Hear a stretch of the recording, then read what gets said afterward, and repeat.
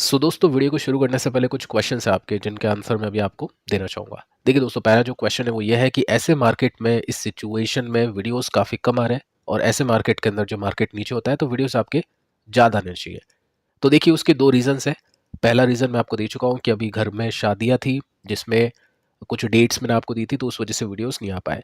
Second, अभी मैं खुद ठीक नहीं हूँ, थ्रोट में इन्फेक्शन है गले में, तो अभी आप आवाज़ सुन के भी समझ सकते हैं, तो उसमें थोड़ा-सा टाइम लगेगा ठीक होने में। तो एक वीडियो जैसे-तैसे करके मैं आपको दे पा रहा हूँ, जितनी भी मुझसे मतलब हो पा रहा है उस बेसिस पे। अब देखिए, एक और आपका जो क्वेश्चन है वो ये है कि स्टॉक्स के ऊपर बातें थोड़ी कम चल रही है। अब देखो उसका जो रीज़न है आपको पता ही है, क्या रीज़न है। और अभी जो मार्केट है ना दोस्तों, ऐसा कुछ नहीं है मार्केट कि आपको बहुत ही मतलब उतावलापन दिखाना चाहिए या फिर कुछ ना कुछ आपको बड़ा स्टेप लेना चाहिए, कुछ ना कुछ बड़ी मतलब कार्रवाई आपको मार्केट में करनी चाहिए। डेफिनेटली कंपनीज के स्टॉक सस्ते हैं, बट मुझे जितना आइडिया है, जितना डेटा मैं देख पा रहा हूँ और जो डेटा से मुझे आइडिया मिल पा रहा है, मार्केट में दोस्तों रिकवरी में भी टाइम लगेगा। ऐसी रिकवरी जो वी शेप रिकवरी थी, जो कोविड में हमने देखी थी, तो वैसी रिकवरी की एक्सपेक्टेशन नहीं है। तो बहुत जल्दीबाजी करना, स्टॉक्स के ऊपर डिस्कशन करना या कुछ ना कुछ अननेसेसरी फोमो में आके लेना मेरे हिसाब से ठीक नहीं है। तो यू शेप रिकवरी हो सकता है हम देखें, थोड़ा मार्केट बॉटम बनाएगा, कंपनीज के बॉटम बनेंगे, उसके बाद में कंपनीज के स्टॉक साइडवेज चले, फिर जैसे जैसे आराम आराम से रिवर्सल्स मिले तो उसमें ध्यान दिया जा सकता है। तो ऐसा कुछ नहीं है, कुछ मिस नहीं होगा अपने से। अभी स्टॉक्स नीचे है और एकदम से ऊपर जाने का कोई नहीं दिख रहा है, कोई सेंस, कोई पॉइंट, कोई लॉजिक, टेक्निकल्स में भी नहीं और फंडामेंटल्स में भी नहीं। तो जैसे ही दोस्तों तबीयत ठीक होती है, वैसे ही जो 3-4 वीडियोस आते थे डेली वैसे आना शुरू हो जाएंगे। चलिए दोस्तों, मार्केट पे आते हैं आज के। और इसमें आप देखोगे तो 36 पॉइंट्स नीचे निफ्टी जाके बंद हो चुका है। निफ्टी बैंक की बात करते हैं, 130 पॉइंट्स ऊपर। मिड कैप में कुछ नहीं हुआ। स्मॉल कैप्स ने 100 पॉइंट्स की तेजी के साथ में क्लोज किया। चलो ठीक है, आज के दिन इतना बुरा नहीं था मार्केट। कुछ कंपनीज के स्टॉक्स तेज थे। सेक्टर्स को देखें तो मीडिया तेज है, सरकारी banks, energy, metal, financial services, ये सब तेज है। अब देखिए प्राइस एक्शन देखते हैं, सबसे इंपॉर्टेंट क्वेश्चन था किसी का कि ऑल टाइम हाई से निफ्टी अभी कितने परसेंट नीचे है। दोस्तों 16% नीचे है निफ्टी अभी ऑल टाइम हाई से। ठीक है, अब इसमें हम ये देखते हैं कि जो पिछली गिरावट है मार्केट के अंदर जो थी, कितने कितने परसेंट से थी। तो रशिया यूक्रेन के अंदर जो वॉर हुई थी उसकी वजह से जो निफ्टी था 18%, या फिर हम बोल सकते हैं मोटा मोटी 19% गिरा था। तो उतना भी निफ्टी अगर अभी गिर जाता है ना, तो 2-3% अभी और निफ्टी गिरना बाकी है। अब कोविड को तो चलो छोड़ो, क्योंकि यहाँ पे मार्केट कितना गिरा था दोस्तों, यहाँ पे मार्केट 38% या मोटा मोटी 40% के आसपास फिसला था। तो ये तो चलो अलग ही कुछ बात हो गई। अब यहाँ पे रिकवरी वी शेप थी, क्योंकि जो प्रॉब्लम थी लॉकडाउन की वो एकदम से हट गया। प्रॉब्लम एकदम से चली गई तो मार्केट भी एकदम से ऊपर चला गया। लेकिन यहाँ पे इन्फ्लेशन था वो धीरे धीरे गया। वॉर के अंदर जो हमने देखी वो भी अभी धीरे धीरे कम हो रही है, अभी तक रुकी नहीं है, बट ठीक है, मार्केट ने उसको डाइजेस्ट किया धीरे धीरे। अब ये जो प्रॉब्लम चल रही है वैल्यूएशन की, रुपीज़ गिरना, टैरिफ, ये सब चीज़ें में टाइम लगेगा धीरे धीरे। तो मे भी हो सकता है हम इसमें भी यू शेप रिकवरी देख पाए, जैसा कि हमने यहाँ पे देखी और यहाँ पे वी शेप थी। तो ठीक है, कोई जल्दीबाजी करने का ऐसा कुछ सेंस मुझको दिखता नहीं है मार्केट के अंदर। बाकी आपकी अपनी इच्छा है। अब देखो यहाँ पे क्या है, निफ्टी को भी अगर हम देखें ना, तो यहाँ पे सपोर्ट था निफ्टी का, बॉटम आउट हुआ, बॉटम आउट नहीं हुआ मतलब सपोर्ट लिया। बॉटम पे काफ़ी बार निफ्टी ने सपोर्ट लिया, उसके बाद में टूट गया वो, क्योंकि बार बार अगर वो सपोर्ट हिट होता है तो वो वीक हो जाता है। उसके बाद में यहाँ पे भी सेम हुआ। अब यहाँ पे तो वैसे लोअर लोज और लोअर हाई लग रहे हैं, तो वीकनेस है, मतलब कुल मिला के सेलर्स अभी हावी है। जो पैसा बना रहे वो सेलर्स बना रहे, बायर्स का पैसा नहीं बनेगा अभी। ठीक है, अब देखिए यूएस के जो स्टॉक्स है ना वो नीचे आना शुरू हो चुके हैं। अब यूएस मार्केट के अंदर भी काफ़ी अपॉर्चुनिटीज़ है देखा जाए तो, क्योंकि ये जो करेक्शन है ना ये टैरिफ ड्रिवन करेक्शन है। मतलब टैरिफ को लेकर वहाँ पे भी दिक्कतें चल रही है। ऐसा नहीं कि ट्रम्प टैरिफ लगाते हैं तो इंडिया के अंदर ही प्रॉब्लम होगी। पता है यूएस इन्वेस्टर्स को कि ट्रम्प अगर टैरिफ लगाते हैं तो बाकी कंट्रीज भी कम नहीं है, चाइना भी कुछ ना कुछ देगा उनको वापस, इंडिया भी वापस उनको कुछ देगा। ठीक है, तो ये सब चीज़ें आप नोट कर सकते हैं। तो स्टॉक्स अभी नीचे आ रहे हैं और काफ़ी चल भी गए थे। तो यूएस के स्टॉक्स भी काफ़ी इन्वेस्टर्स देखते हैं, खरीदते हैं।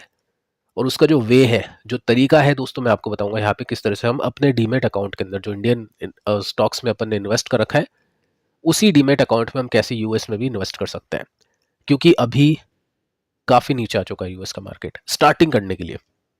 ठीक है, तो डाउ जोन्स आप देखोगे तो क्रैश हो चुका है अभी के समय 540 पॉइंट्स नीचे, 1.25% के साथ में नीचे है। तो ये ओपनिंग है।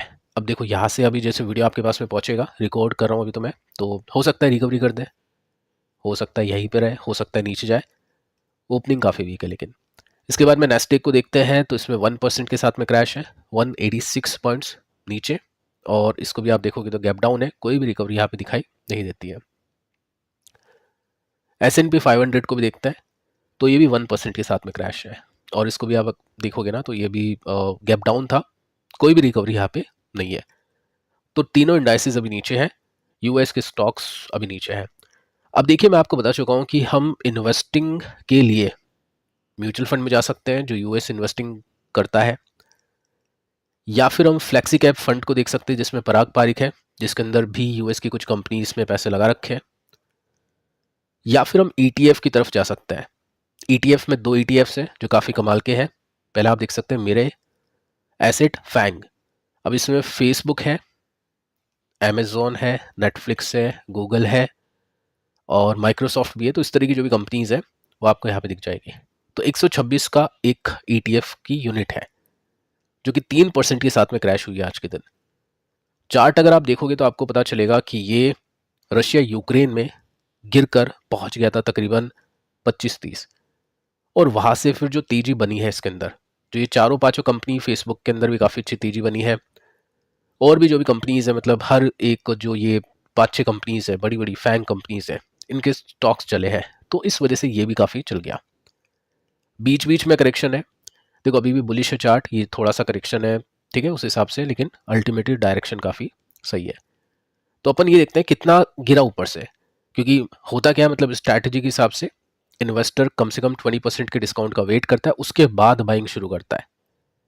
काफ़ी लोग टॉप पे खरीदते हैं, काफ़ी लोग यहाँ पे बेच के निकलते हैं, लेकिन असली इन्वेस्टर यहाँ पे शुरू करता है। तो 18% अभी नीचे है टॉप से। सपोर्ट कहाँ पे, 122-23 के आसपास का सपोर्ट इसमें देखने को मिलता है। इन सपोर्ट से पहले भी तेजी बनी है, तो या तो यहाँ से 150 या फिर ब्रेकडाउन करके अगले कुछ सपोर्ट। तो इन्वेस्टर स्टार्टिंग करता है ये सोच के कि चलो यहाँ पे कुछ खरीदा, अगले महीने की सैलरी या जो भी इनकम आएगी तो थोड़ा सा और खरीद लेंगे। तो इस तरह से इन्वेस्टिंग होती है। तो जिसके पास में जितना दम है वही जीतेगा। दम का मतलब पैसा, जो नीचे खरीदने का दम रखता है मार्केट के अंदर वही सर्वाइव कर सकता है। ऐसा नहीं कि एक बार पैसे लगा दिए, भूल गए, यहाँ पे ले लिया 140 पे, 150 पे, तो वो सर्वाइव नहीं कर पाएगा मार्केट के अंदर कुछ खास। ठीक है, तो वो अगर है कैपेसिटी तो डेफिनेटली यहाँ पे यूएस मार्केट के अंदर अगर आपको कुछ देखना है तो फिर इनको देख सकते हैं। मोतीलाल ओसवाल का नेस्टेक 100, तो ये नेस्टेक 100 जैसा चलता है वैसे ये भी चलता है, 2% के साथ में क्रैश हुआ था। इसका चार्ट अगर आप देखोगे तो बिल्कुल आपको नेस्टेक का जो चार्ट है ना वैसा देखने को मिलेगा।